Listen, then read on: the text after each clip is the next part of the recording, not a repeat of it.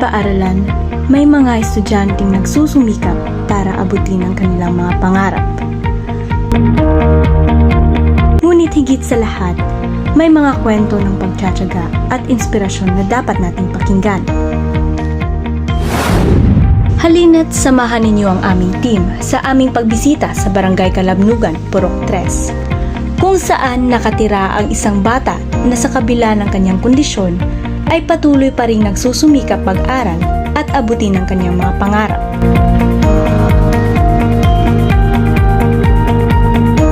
Sa aming pagbisita, nakapanayam namin siya upang mas makilala pa ang kanyang kwento at inspirasyon sa buhay.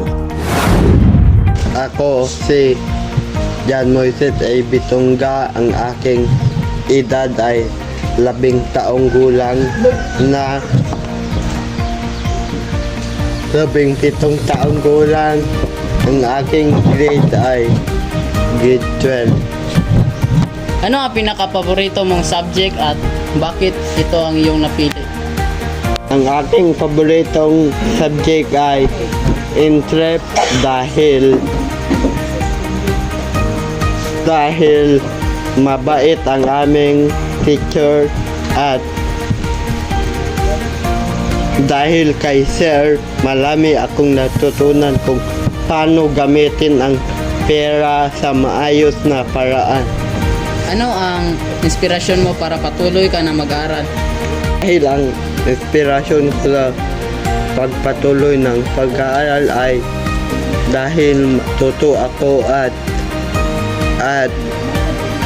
marami akong kaibigan sa loob ng klase at yun lamang po. Ano ang mga pangarap mo sa buhay? Ang pangarap ko sa buhay ay maging teacher na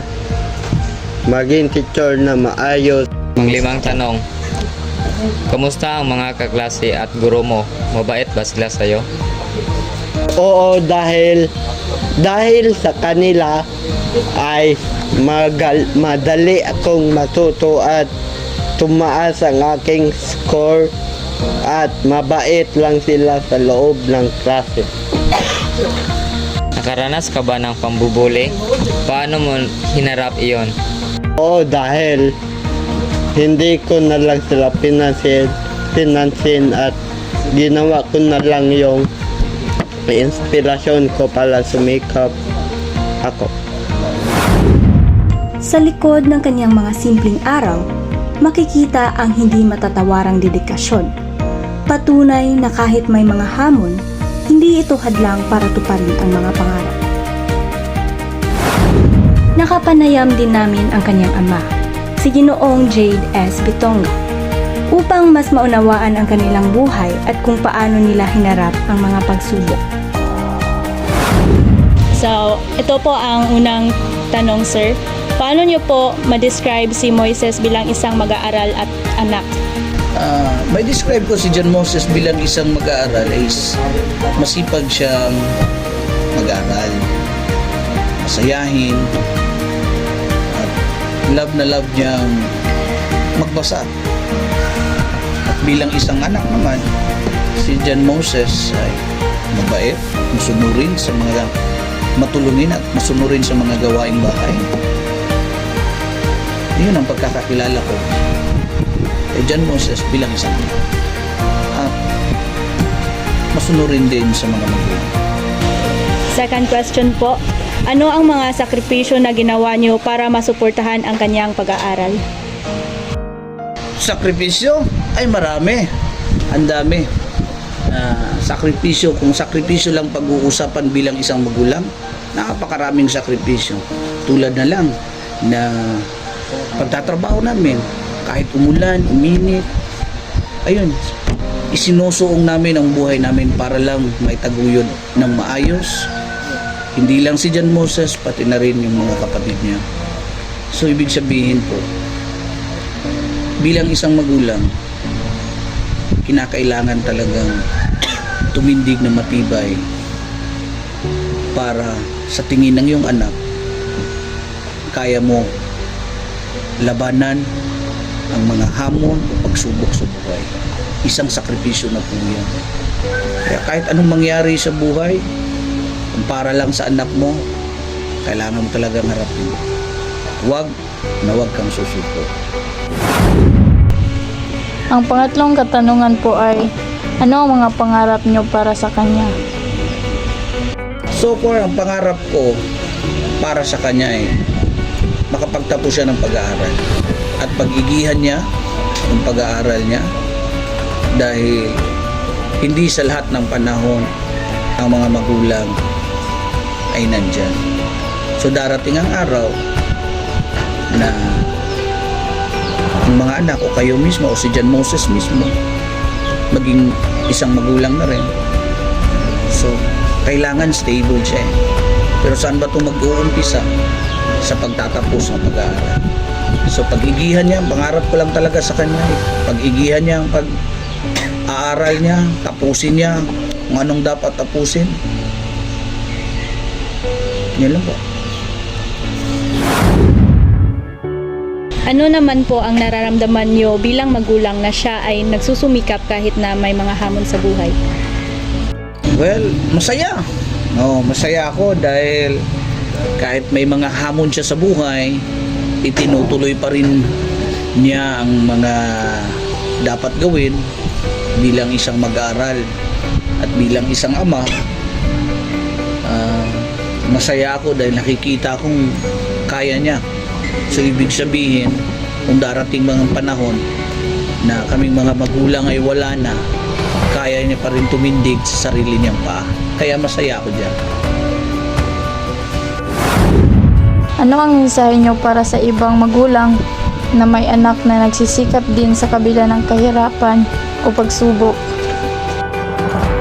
Well, ang mga mensahe ko sa mga magulang na patuloy lang nilang suportahan ang kanilang mga anak. Magsumikap sila, itaguyod nila ng maayos, itaguyod nila ng mabuti para ang kanila ding anak ay matuto sa buhay, matutong harapin ang mga hamon sa buhay. So sa mga magulang dyan, suportahan po natin ang mga anak natin kung ano mang gusto nila.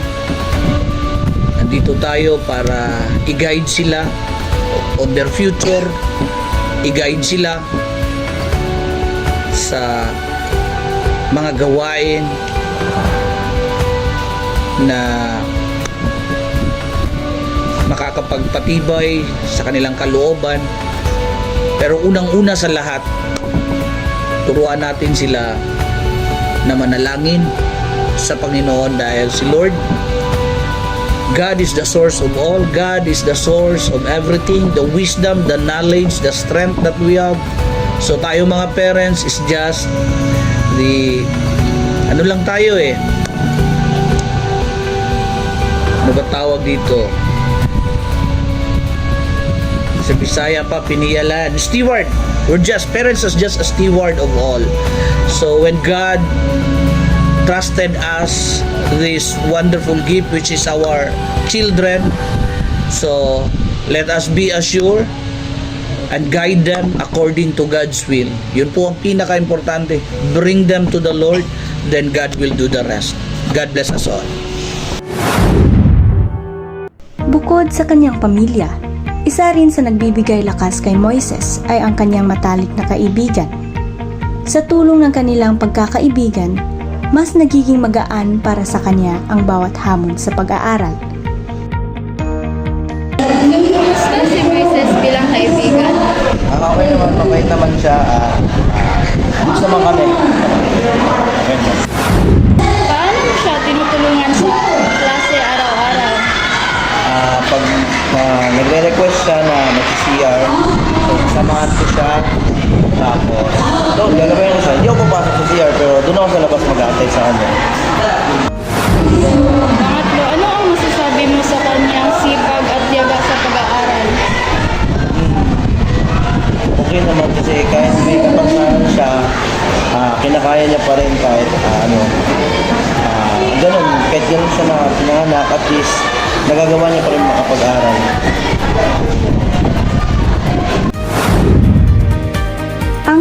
kwento ay nagpapaalala na ang tagumpay ay hindi nasusukat sa kakayahan o kahinaan, kundi sa tibay ng puso, pagkakaibigan, at suporta ng pamilya.